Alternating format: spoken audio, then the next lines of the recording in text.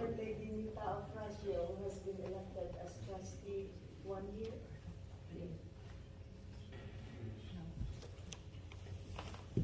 Honored Lady Nita Afrasio, you have been elected of this court.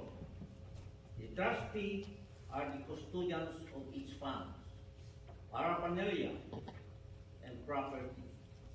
The position is one of the responsibility and trust.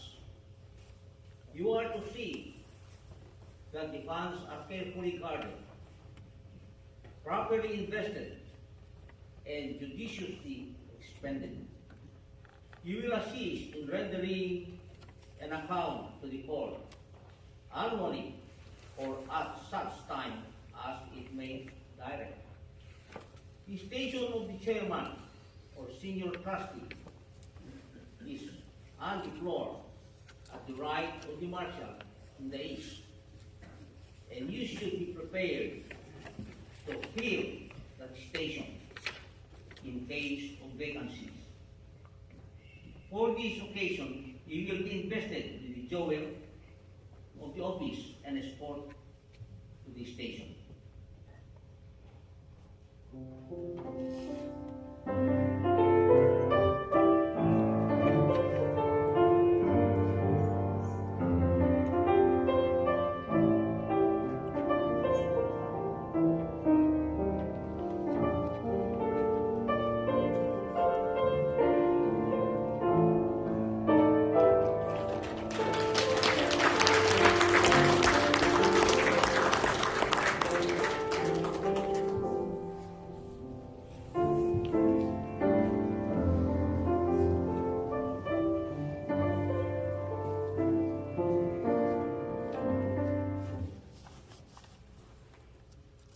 Honored Lady Marshal, present the Marshal in the east and west.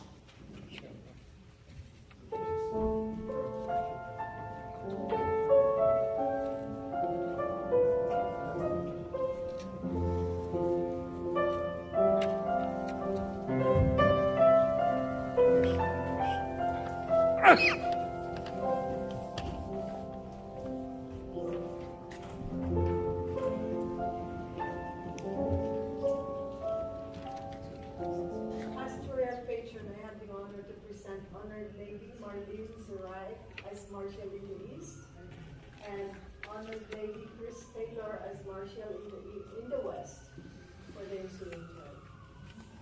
Honored ladies, the duties assigned to you are of much importance.